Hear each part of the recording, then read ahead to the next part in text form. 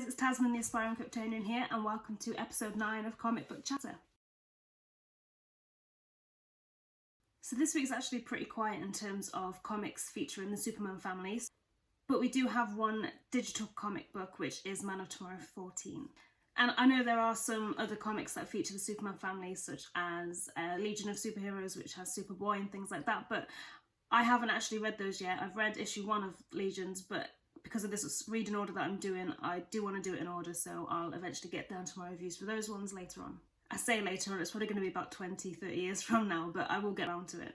So, first things first, let's talk about Man of Tomorrow. The cover is another great one. It's a really good action shot or action moment from the issue, which focuses around our hero Superman fighting Metallo. Looking at this cover, it instantly gets me excited to see what's going to happen in the issue, and that's mostly down to the incredible artwork by Paul Pelletier and also the incredible and exciting colours by Adriano Lucas. In particular, I really like the blur effect that's kind of happening around the outside. It really gives it's really effective, and it just kind of gives it that 3D feel. So for the past 2 or 3 weeks, I've been so impatient to find out what's going to go on with Metallo, because he's been teased in quite a few issues, and then the issue will kind of go on to something else, which by all means the issue has been great, or every issue has been great, but I've just gotten a little bit impatient and I wanted to find out what happened with it. And that's exactly what this issue is. The story of Metallo continues as he escapes from General Lane and sets his course on Metropolis to get even with Superman. So straight off the bat, Superman knows exactly what he's getting into here. He's fought Metallo before, he knows he's going to be dealing with kryptonite, and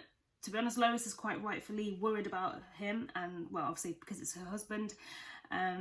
And, you know, after all, this villain does have a kryptonite heart, and everybody knows that. And, well, I'm not sure which fight they're referring to, and whether it's kind of in whether it's the last fight with Metallo, but it's mentioned that Metallo almost killed Superman in their previous fight, so the worry is legitimate. One thing I do love, and I'm a bit of a sucker for it, so there's a lot of comics out there, and not everyone's read every issue, so in this issue in particular, Robert Venditti explains a brief history on Metallo, and so people that aren't familiar with Metallo or the adventures of him, I guess, or what's happened previously, this really is a nice touch, because they're not left out, they're not second guessing themselves, like, do I know this character? They know exactly where he left off from, and they know exactly what's happened in the past between him and Superman, so I think that's a really nice touch, and it's a really useful thing to not alienate people that haven't actually read every issue or that particular issue.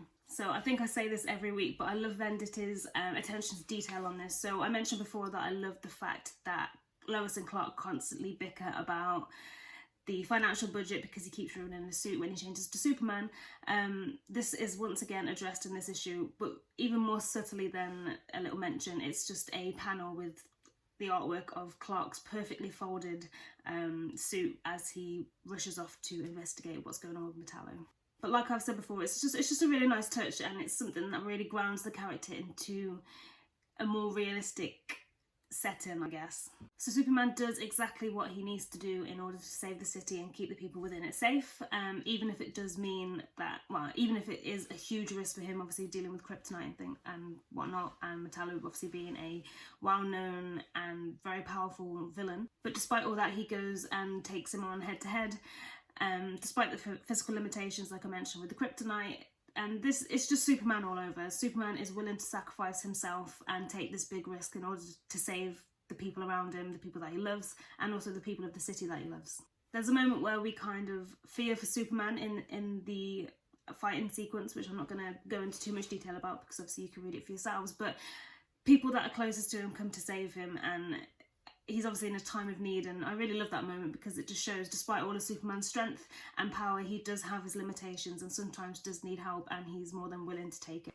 I did notice, and I really liked the fact that this issue kind of linked with previous issues of Man of Tomorrow, and that's mostly to do with a villain that Superman seeks the help of in this issue to deal with Metallo, because obviously he can't go up against him as he normally would. But I'm really excited to see where this sort of, I guess as a team up, I'm really excited to see where that goes. But I love the fact that Superman isn't afraid to ask for help even from people that he has had to stop in the past. He obviously trusts and believes that this villain, which I'm not going to tell you who, because you can read it for yourself, but this villain, he's obviously believes that he can change and can work towards doing something good, and Superman's given him that opportunity to do just that. The artwork in this issue is really great. It's got a really sort of cartoonistic book and classic comic book vibe to it, and it has a slight hint of realism, and I think that's mostly down to the colours and the shading. So both Paul Pelletier and Adriano Lucas work really well together, and this issue really, really expresses that, and I'm excited to see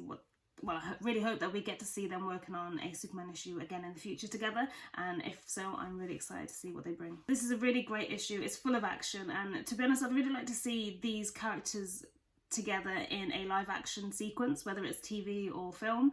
I think that would be really fun, and I'm just looking forward to the next issue again, and I'm kind of really glad that this isn't sort of a fortnightly or a monthly issue. I'm glad that it's every week because it's so good. So once again, I have been slacking on my back issue pickups, but I have been reading quite a lot this week, so I have 3 issues to go through with you from 1949, which they're my favourite issues of the ones that I've read, and they're the ones that kind of stuck out to me, and they highlight things that I love about the characters involved, and yeah, they're just really good issues. First up is Adventure Comics issue number 143, and it's basically Superman starts working in a bank to encourage children to save their money. It's not a particularly exciting issue or story, but I just love the fact that Superboy is used to encourage children to plan for their future. And there was also a previous issue that I read where, well, it was not so long ago, I think it was Superboy issue 3 or 4, and it was all about health and safety, but sort of teaching children, it's just teaching kids how to plan for the future and to be more safe and more careful, and I love the fact that they use this iconic character to do that. So in the health and safety one, which I'm pretty sure it was Superboy issue 4, don't quote me on that, but it was basically to highlight how children might not see the danger of things, simple things that they do, such as listening to, I think one of them was listening to the radio in the bath, so obviously that could end badly, but to them they're just trying to listen to the radio. So yeah, Superboy basically shows them firsthand the damage that can be done without it, even though it might not be intentional. And the second one I want to tell you about is Superman issue 60, or a story within that issue. So basically Superman tricks a bunch of gangsters into believing that Perry White is Superman in order to save him from those very same gangsters. Superman wants to get the word out about this so that these gangsters are too scared to actually try and kill Perry White, because then they'll believe that nothing can harm him. So to do that, he spreads the word through the Daily Planet in the newspaper. So everyone kind of gets wind of this revelation, including Superman's notorious villains, which I quite like the fact that they brought those villains into it, even though they're not main characters of the story. So while all of this has gotten on, Superman's actually trapped or put Perry in a cave to keep him safe, so he's sort of out of harm's reach. So Perry gets whiff of what's been going on, and he goes out on his own adventure to round up the gangsters alongside Superman. So this one was just a great little story. It was fun to see the reactions of the people around him, especially Lois Lane when she finds out that Perry White is Superman, and she's obviously been sort of flirting or coercing with Superman the whole time. But it also sort of gave Superman a taste of what it would be like if he did actually reveal that his true identity was Clark Kent. So there's moments where he's just being mobbed by people. Obviously people are trying to kill him. And yeah, it's a good, I guess for him that was a good way of testing the waters. And obviously we know that Superman has since revealed his truth, but this was a sort of different era, and well, I guess this is probably one of the first times he's managed to see that firsthand. One thing I really liked about this issue is it's the artwork. I think it's the cover of the story, not the cover of the actual comic. But it shows both Superman and Perry White ripping their shirts, and it's just a really great piece. And I've never seen it before, so it really sprung out to me when I did see it. And the final issue from 1949 is Adventure Comics issue 144. In this issue, it's basically a bunch of gangsters are trying to figure out ways of getting rid of Superboy, as many gangsters are, and Superman of course.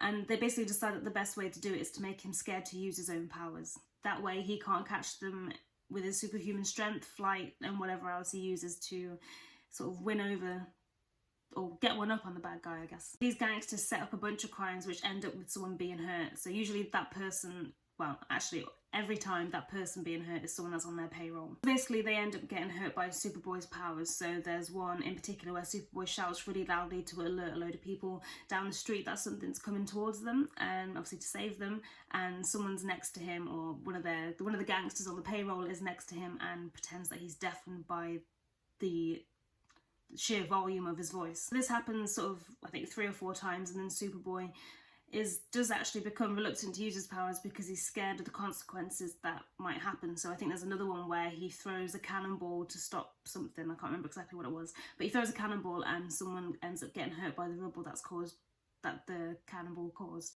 And eventually Superboy sort of catches on, because him being the nice guy that he is, he's worried sick about these people that he's potentially hurt, and I think some of them are actually crippled. So he pays them a visit and after the accidents, and uses his x-ray vision or super duper sound to sort of get clues and hints as to what is actually going on, and he puts a plan in place to catch them red-handed. What I like about this issue is the fact that even though Superboy has all these powers, he does realise the consequences of using them. Obviously things can happen, so he is extra careful when he's doing. That's why he can't really understand what's going on. But I guess it also sends us a message as well. So, you know, even though we might not have flight, we don't have x-ray vision, we don't have super strength, well, some of us might, we just never know, but you know, there are consequences to all of our actions. So it's just kind of teaching you, even the reader, to take a step back and actually think about what's going on in the situation. But it's just a really good issue, and you know, it's a great idea on the gangsters' part. So usually they try these stupid different ways to try and stop Superman and Superboy, and I think this is one of the cleverer ones that we've seen so far. And it makes a change from using kryptonite, but obviously that wasn't around in this era of comics when I'm reading now. Another thing that I did like, and I think this is quite frequent within the Golden Age comics, is the fact that it's the reader that's kept in the dark. So we don't actually know that Superboy's figured out their plan or their trick until the end, and it's kind of more of a plot twist and surprise for us as a reader. Whereas I think some comics now, and well, mostly films and comics too, they keep the characters in the dark rather than the reader, so the reader knows mostly or a lot of what's going on. So yeah, those are the comics from 1949 that I read this week that I would recommend. They're really good issues, and yeah, I think you'll enjoy them. Well, I guess this has probably been one of the shorter episodes of Comic Book Chatter so far, obviously due to the lack of, I would say lack, there's only one release this week.